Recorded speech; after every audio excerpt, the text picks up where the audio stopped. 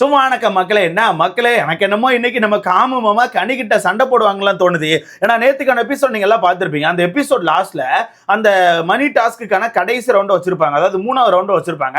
அந்த 3வது ரவுண்ட்ல எனக்கு தெரிஞ்சு காமமா கரெக்டான டைம் தான் கண்டுபிடிச்சிருக்காரு. ஓகேவா, அவர் கரெக்டான டைமை கண்டுபிடிச்சு கரெக்டா சொல்லியிருக்காரு. 46 நிமிஷம் ஆயிடுச்சுன்னு சொல்லிட்டு சொல்லியிருக்காரு.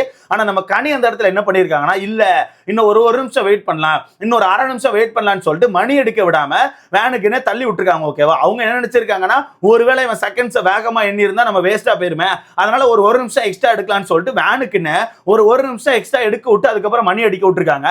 அந்த கேப்ல நம்ம காமு மாமா டீம் தோத்து போச்சு. அது நேத்து நைட்டு நம்ம காமு மாமாக்கு தெரிஞ்சு போச்சு. அதுனா கனி அப்படித்தான் பண்ணிருக்காங்க அப்படிங்கிற விஷயம் தெரியல. ஆனா காமுக்கு ஒரு விஷயம் தெரிஞ்சு போச்சு, கனி ஏதோ பிளான் போட்டு பண்ணிருக்காங்க, கனி தான் வாண்டடா அந்த பெல் அடிக்க விடாம பண்ணிருக்காங்க அப்படிங்கிற விஷயம் நம்ம காமுக்கு தெரிஞ்சு போச்சு. நேத்து நைட்டு காமுக்கு கனி மேல சரியான கோவம். ரெண்டு விதமா அவர் கோவம். ஒன்னு, அந்த டாஸ்க்ல அவர் தோத்தது. ஏன்னா அந்த டாஸ்க்ல அந்த மனுஷன் உயிரை கொடுத்து உழைச்சார். அந்த டீம்ல வேற யாருமே உழைக்கல ப்ரோ. என்ன பொறுத்த வரைக்கும் நம்ம காமு மட்டும் தான் உழைச்சார். அவர் தான் சுத்தி சுத்தி அந்த செகண்ட்ஸை கரெக்டா எண்ணி கரெக்டா சொல்லிட்டு இருந்தார். அப்படி இருக்கும்போது அவரு கரெக்டான டைமை சொல்லும் போது கனி வந்து பெல் அடிக்க விடாம இன்னும் ஒரு நிமிஷம் வெயிட் பண்ணலாம்னு சொல்லிட்டு நம்ம பாருகிட்ட சொல்லியிருப்பாங்க போல. அந்த விஷயத்தை கேட்டோன்னு அவர் வெறுப்பாயிட்டார். அவங்க யார் அப்படி சொல்றதுக்கு? அவங்க எதுக்கு பாஸ் பண்றாங்க? நீ எதுக்கு மணி அடிக்காம விட்ட? அவங்க வேனுக்குனே பண்றாங்களா? அப்ப நம்ம டீம் காண்டி விளையாடலையா? அவங்க வேற டீம் காண்டி விளையாடுறாங்களா? இது ரொம்ப தப்புன்னு சொல்லிட்டு கனி மேல நம்ம காமு மாமா செமையா கோபம் ஆயிட்டாப்ல. இதுல நான் கூட நினைச்சேன் தெரியுமா, கனி வந்து தெரியாம தான் பண்ணிருக்காங்க, தெரியாம தான் இன்னொரு செகண்ட் வெயிட் பண்ணலான்னு சொல்லிட்டு நம்ம பாருகிட்ட சொல்லியிருக்காங்க நினைச்சா அதுதான் இல்ல.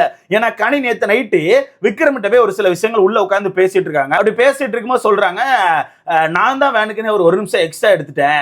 ஏன்னா ஒருவேளை இந்த இவர் டைமை வந்து கீப் பண்ணிட்டு இருக்கும்போது ஏதாவது ஒரு செகண்ட்ல வந்து கொஞ்சம் ஃபாஸ்டா எண்ணி இருந்தா கூட நம்ம அவசரமா போய் பெல் அடிச்ச மாதிரி ஆயிரும். அதனால ஒரு அரை நிமிஷம் இல்லைன்னா ஒரு நிமிஷம் வெயிட் பண்ணலான்னு சொல்லிட்டு நான் தான் வெயிட் பண்ண வச்சேன். பார்த்தா இப்படி ஆயிடுச்சுன்னு சொல்லிட்டு நம்ம விக்ரம் அவர்கிட்ட சொல்லிட்டு இருக்காப்ல. அந்த இடத்துல விக்ரம் பிடிச்சி திட்டி விட்டாப்ல, ஏங்க அப்படி பண்ணிட்டு இருக்க, அவன் கரெக்டா தான் எண்ணிருப்பான், நீ ஏங்க அந்த ஒரு நிமிஷம் இது பண்ற, ஒரு நிமிஷம் கேப் அப்படிங்கிறது பெரிய கேப்புக்கு, அப்பெல்லாம் பண்ணக்கூடாதுக்கான்னு சொல்லிட்டு கனியை பிடிச்சி விக்ரம் திட்டி விட்டாப்ல. இருந்தாலும் கனிக்கு அந்த விஷயம் புரியல. ஏன்னா கனி எப்படி நினைச்சுக்கிட்டாங்கன்னா, ஒருவேளை நம்ம காம்பு வேகமா எண்ணி இருந்தாருன்னா இந்த ஒரு நிமிஷம் கொஞ்சம் கேப் விட்டு பிடிச்சா கரெக்டான டைமிங் வந்துடலாம்னு சொல்லிட்டு அவங்க யோசிச்சிருக்காங்க. ஆனா காமுவை பொறுத்தவரைக்கு அவர் ரொம்ப அக்யூரேட்டா எண்ணிருக்காரு. அவர் ரொம்ப அக்யூரேட்டா கரெக்டா 46வது நிமிஷத்துல சொல்லியிருக்காப்ல. ஏன்னா அவர் சொல்ற விஷயத்த வச்சு பார்க்கும்போது கரெக்டா 46 நிமிஷத்துல நம்ம பாருகிட்ட பெல் அடிக்க சொல்லியிருக்காப்ல. பாரு பெல் அடிக்க போகும்போது தான் கனி அவர்கள் பெல் அடிக்காம விட்டாங்க.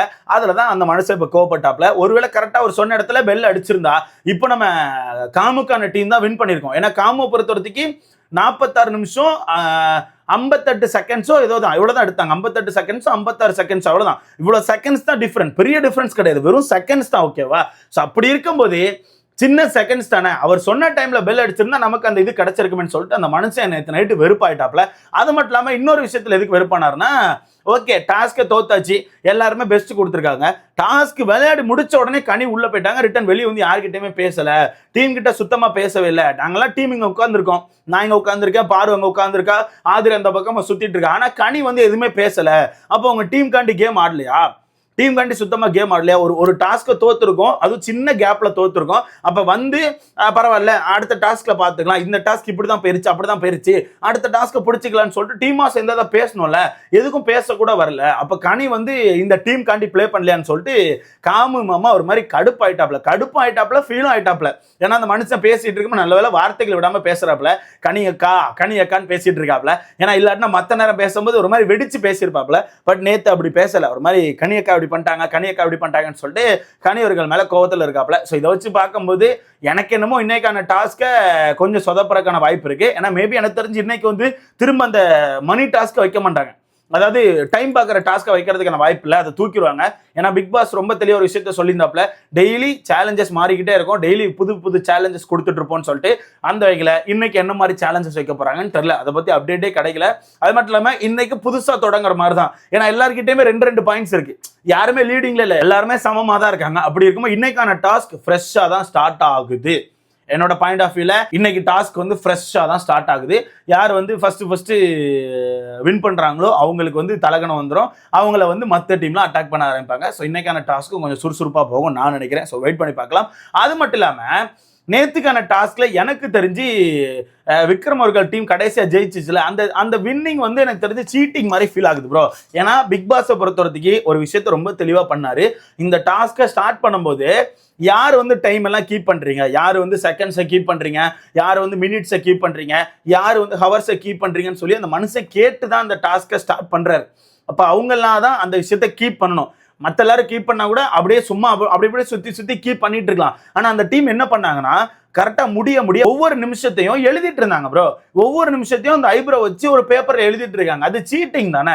இது ஒரு பிரெயின் கேம், இது ஒரு மெமரி கேம் ஓகேவா.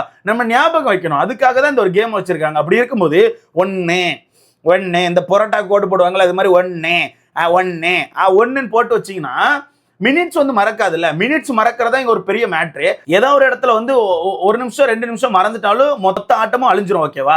அந்த வகையில செகண்ட்ஸை கவுண்ட் பண்றவங்க கூட கரெக்டா 60 செகண்ட்ஸை கவுண்ட் பண்ணி ஒன்னு சொல்லிட்டு போயிடும். ஆனா அந்த மினிட்ஸை கவுண்ட் பண்றவன் கரெக்டா கவுண்ட் வைக்கணும். ஏன்னா ஒரு 10 11 தாண்டும் போது லைட்டா குழம்பும். 11 வச்சிருந்தோமா 10 வச்சிருந்தோமான்னு சொல்லி தெரியாம கொஞ்சம் குழம்புவோம். ஸோ அதுதான் இங்க கேம். அந்த கேமை இவங்க குறிச்சு வச்சிருக்காங்க. அப்படிங்கும் போது அது ஃபவுல் கேம் தானே. இது எப்படி பிக் பாஸ் வந்து விட்டாருன்னு எனக்கு தெரியல. இது ஆக்சுவலா 3ஆவது ரவுண்ட்ல நம்ம விக்ரம்கான டீம் பண்ணியிருக்காங்க. 2வது ரவுண்ட்ல நம்ம பாருக்கான டீம் பண்ணியிருந்திருக்காங்க ப்ரோ. 2வது ரவுண்ட்ல நம்ம பாருக்கான டீம் எழுதி வச்சிருந்திருக்காங்க. ஸோ அப்போ இவங்க வின் பண்ணது எல்லாமே எழுதி வச்சு தானே. அப்ப இவங்களுக்கான வின்னிங் அப்படிங்கிறது எப்படி கணக்காகும் அப்படிங்கிறது எனக்கு தெரியல. ஏன்னா பிக் பாஸை பொறுத்தவரைக்கும் இந்த சீசன் அவரே அன்ஃபேரா தான் இருக்காரு ப்ரோ. வாரம் கொடுக்குற எல்லா விஷயத்துல உள்ள ரூல்ஸையுமே அவர் இஷ்டத்துக்கு மாத்திக்கிறாரு. நாமினேஷன் ப்ராசஸ்லயும் அவர் இஷ்டத்துக்கு ரூல்ஸை மாத்திக்கிறாரு. அது மாதிரி ஒரு டாஸ்க்கை கொடுத்தாலும் இஷ்டத்துக்கு மாத்திக்கிறாரு. ஒரு நாள் டாஸ்க்கை கொடுக்கும்போது வின் பண்ற டீமுக்கு எல்லாத்துக்கும் நாமினேஷன் ஃப்ரீ பாஸ் கொடுப்பேன், தோக்கிற டீம் எல்லாத்தையும் டைரக்டா நாமினேஷன் போடுவேன் பாரு. அப்படியே அடுத்த வாரம் பார்த்தா அந்த தோத்த டீம் எல்லாம் வச்சு நாமினேஷன் ப்ராசஸ் நடத்துவாரு. அதே மாதிரி ஒரு வாரம் பார்த்தீங்கன்னா நாமினேஷன் ப்ராசஸ் அப்போ யாராவது ஒருத்தருக்கு ஒரு ஓட்டு வந்தாலும் அவங்க நாமினேஷன்ல கொண்டு வந்துருவாப்ல. சடனா இன்னொரு வாரம் பார்க்கும்போது ஒரு ஓட்டுகள் வந்தாலும் நாமினேஷன்ல கொண்டு வர மாட்டாப்ல. இந்த மாதிரி இந்த சீசன் ஃபுல்லாவே அவருக்கு ஏத்த மாதிரி ரூல்ஸை மாத்திட்டே இருக்காப்ல. அது மட்டும் இல்லாம நேத்து அவர் தான் கேட்டிருப்பாரு, யாரு செகண்ட்ஸை கவுண்ட் பண்றீங்க, யார் மினிட்ஸை கவுண்ட் பண்றீங்க, யாரு ஹவர்ஸை கவுண்ட் பண்றீங்கன்னு சொல்லிட்டு ஒவ்வொரு டீம்லயுமே யார் யார் பண்றாங்க அப்படிங்கிற விஷயத்த கேட்டிருப்பாரு. அப்ப கேட்டிருக்காருன்னா அவங்க தானே அந்த டாஸ்க் ஃபுல்லா பண்ணணும். அதுக்கு தானே கேட்குறீங்க. அப்போ இஷ்டத்துக்கு ஸ்வாப்பும் பண்ணிக்கிறாங்க, இஷ்டத்துக்கு ஐப்ரோ வச்சு குறிச்சும் வச்சுக்கிறாங்க. அப்போ இது என்ன மாதிரி டாஸ்க்னு எனக்கு தெரியல. ஃபுல்லாவே ஃபேரே இல்லை, சும்மா அன்ஃபேரா தான் போயிட்டு இருக்கு. எனக்கு 3வது ரவுண்டு மேல இன்னுமே சந்தேகம் தான் இருக்கு. 3வது ரவுண்டை பொறுத்தவரைக்கும் எனக்கு தெரிஞ்சு நம்ம வினோத்துக்கான டீம் தான் எனக்கு தெரிஞ்சு அந்த கரெக்டான டைம் கிட்ட வந்த மாதிரி எனக்கு ஃபீல் ஆச்சு நான் கவனிக்கும் போது. ஆனா வினோத்துக்கான டீம் வந்து ஏதோ சொதப்பின மாதிரி காமிச்சிட்டாங்க. என்ன கதை எனக்கு சுத்தமா தெரியல. ஸோ மொத்தத்துல பிக் பாஸே பல இடங்கள்ல அன்ஃபேரா தான் நடந்துக்கிறாரு அப்படிங்கிறது தான் உண்மை. இதுல காமு மாமா இன்னொரு விஷயத்த வேற நினைச்சு ஃபீல் பண்ணிட்டு இருக்காரு. அடுத்த வாரம் ஃபேமிலி ரவுண்ட்ல ஸோ அவருக்கு வந்து வீட்டுக்குள்ள யார் வருவாங்கன்னே தெரியலையும். ஏன்னா அவருக்கு அப்பா அம்மா இல்லை அப்படிங்கிறது உங்களுக்கு தெரியும். அதனால யார் வருவாங்கன்னே தெரில. எல்லாருக்குமே அவங்களுக்கான குடும்பம் வருவாங்க. எனக்கு யார் வருவாங்கன்னு தெரில. ஒன்று ஃப்ரெண்ட்ஸ் வருவாங்க, இல்லை அக்கா வருவான்னு நினைக்கிறேன். பட் அக்காவும் கஷ்டம். அக்கா பொறுத்தவரைக்கும் அக்கா பசங்களாம் இருக்காங்க.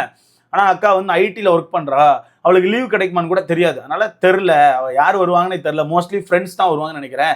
எனக்குன்னு சொந்தக்காரங்க யாருமே கிடையாதுன்னு சொல்லிட்டு அந்த மனுஷன் ஒரு மாதிரி சிரிச்ச மாதிரி பேசிட்டு இருக்காரு. அவர் சிரிச்ச மாதிரி பேசினாலும் அதை கேட்கும்போது ஒரு மாதிரி கஷ்டமா இருந்து.